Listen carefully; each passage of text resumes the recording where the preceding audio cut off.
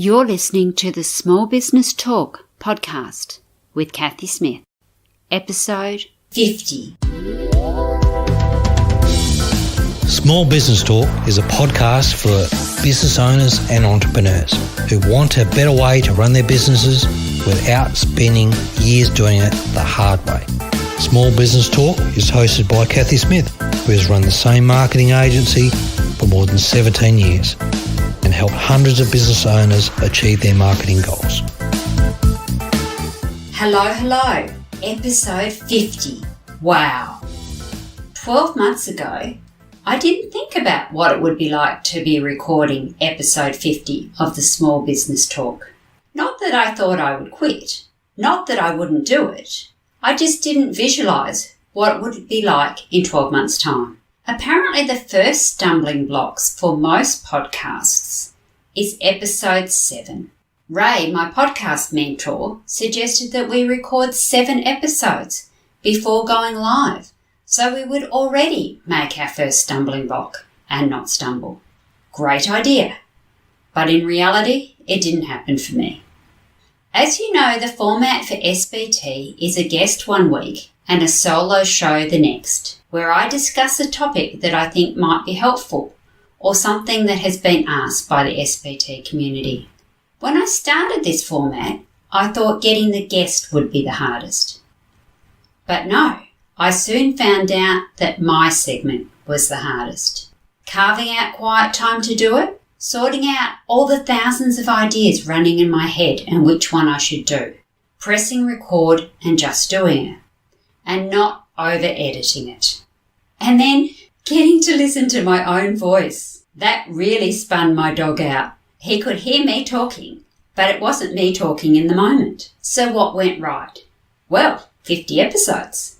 50 episodes that the world could hear and share. So if you like the content, please do share. And I'd love an iTunes or Facebook review as well. The links are in the show notes. Speaking to wonderful business owners all over the world and interviewing fantastic businesswomen and a few men. Having listeners listen from all over the world and meeting my very first fan at a networking event. Someone who had discovered SBT from a suggestion from his podcast app. What went wrong? There was lots of things that went wrong. Lots of challenges. Listen to episode 22 where I describe some of them. So where to from here? Would you like another 50 episodes? Please reach out, let me know what kind of guests you'd like and what things you'd like me to discuss. And do remember to subscribe and share. Small Business Talk is now on YouTube as well. So jump over there, subscribe and ring the bell so that you'll get notified each week when the new episodes go live. Okay, so let's get on with the show. 5 ways to sell in 2020.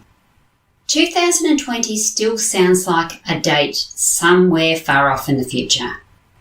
And selling is one of the most important activities that you can do for your business. You must have a product or a service to sell. Well, that's obvious, you're saying.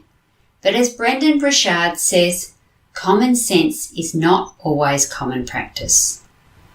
How many social media influencers make a good living, off all the followers they have? The ones that do have a product, or they tap into being the service, so that they can really make money. However, most do not. You must sell your product or service. And selling still makes some people feel icky. And yes, there are still slimy car salesmen out there. Recently, I had that exact experience. We went through the process of buying another car, and I have seen the good and the bad side of car salesmen. Interestingly enough, they were all men. Some followed up, some didn't. And it was also interesting to see how they spoke to us directly. Who let us wander aimlessly around their car lot? From our online interactions, who actually picked up the phone and rang us? And it was a good example of automation gone wrong when I got a text message at 6 a.m. on Christmas morning to see if I needed help with my inquiry. which had been several days previous. To make money as salespeople, to make money in your business, you must sell a product or a service, and you must let customers know that you have something to sell. So how do we do that without feeling like the slimy car salesman? Let's talk about that. 5 ways to sell in 2020. The very first thing is you must stop trying to sell. Ask yourself, do you believe in your product and service? Can you help solve a specific problem with your product and service? Will it make somebody's life better than before they bought it or used it? If the answer is yes, then why wouldn't you want to help people? So you are in the business of helping people, not selling. And if you think about it like that, you should be able to do it without feeling icky, certainly when you're helping people. If you still do feel icky, then you need to look at the previous questions and see where the disconnect between you and your product is. Is it something that you don't believe in? Something just doesn't add up. So if you're still feeling icky, go back and have another look. Now that you're in the business of helping people, you need to look at which people would be best served or helped with your product. Chances are you can't and don't want to help everybody. Look at the type of person that you can help best. Picture your ideal customer, the person who loves your product, buys everything that you have available, tells everyone and gives you great reviews. What is the name of that person? Let's call that person Sally. Now write down everything you can about Sally. Gender, age, marital status, children or not, what type of car she drives, does she drive? In the show notes, I'll link to my customer avatar worksheet so that you can have a really good idea and a complete picture of what Sally looks like. Now that we have a complete picture of Sally, where does she hang out? Is she a Facebook girl? Does she like groups, LinkedIn, or is Instagram or YouTube more her thing? When you decide where Sally is most likely to hang out, think about your social media presence. Are you hanging out there too? Which is Sally's favourite platform? Is it your favourite platform? And if not, then you may need to look at changing your social media strategy.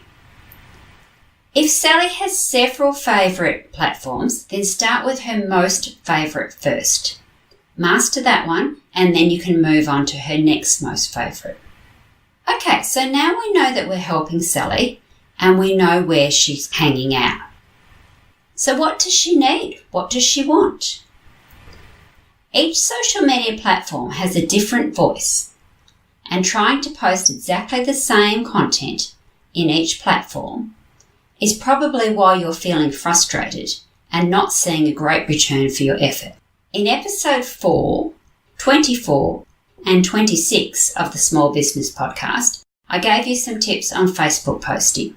In episode 14, there's some advice on LinkedIn. So go back and have a listen to them.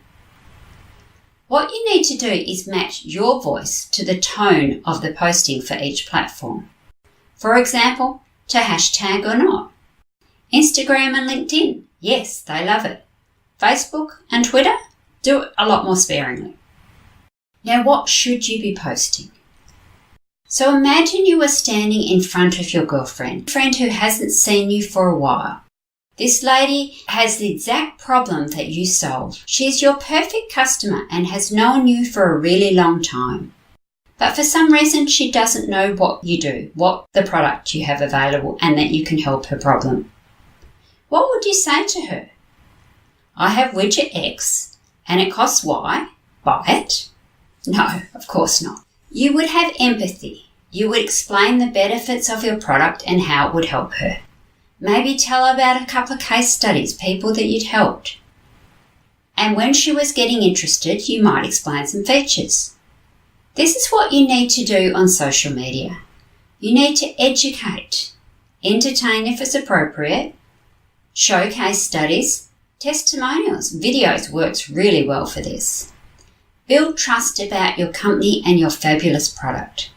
Maybe some befores and afters. The hairdressing industry does this really well. And how others have used your product. Glenn Castle from Dent.Global says, "You are not selling the drill, you are selling the hole." No one wants to buy the drill, they want to buy the hole, the outcome. The drill is just the means to make the hole.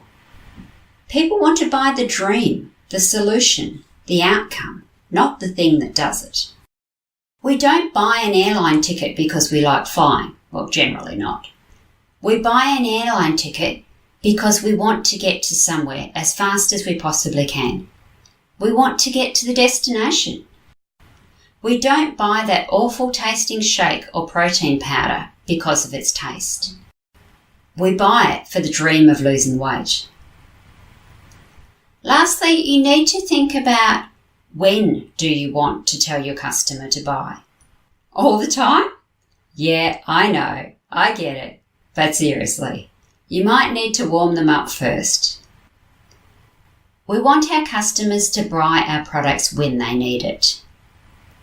Sometimes our customers don't even realise they need the product, and by the time we get around to showing them it's available, they've bought it from someone else. So it needs to be an education process and a repetition process too. You might worry that if you post too often that people will get sick of your message.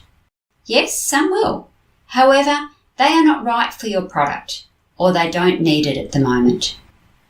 Obviously, don't be spammy about it. Make sure you change up your message from time to time, use a variety of ways of delivering it, and possibly a variety of platforms too. Generally, most people have a short attention span. Apparently, we have an attention span less than a goldfish these days, and we are bombarded with thousands of messages each day. But how many of those messages do you actually remember? We all know about red car syndrome. Once you buy a red car, there's one everywhere. As I said, I've just bought a new car, and suddenly, there they are, everywhere. When do you want to tell your customer about your product? You want to tell them when they're looking most. So use the platform's analytics or insights to have a look and see when your customers are more likely to see it. So the 5 ways to sell in 2020 are: build trust, educate, showcase your product or service, give your customer the option to buy, and ask them, would they like to buy it? Notice I'm saying buy, not sell. And that's a huge distinction. So thank you so much for listening to episode 50. And for those of you who have listened to others and all 49, that is fabulous. Next week, we're back to the normal format with a special guest. And we're going to be talking about how to reduce stress when running a small business. So have a fabulous week, and I hope you can join me then. Bye for now. Don't forget to subscribe to Small Business Talk podcast and head on over to smallbusinesstalk.com.au/downloads for all the show notes and links to this episode. Remember, to be great, you must start. Pick one tip from today's episode, take action and implement it. Let's meet again next week at the same time and place. Until then, take action. And SBT community, enjoy your journey.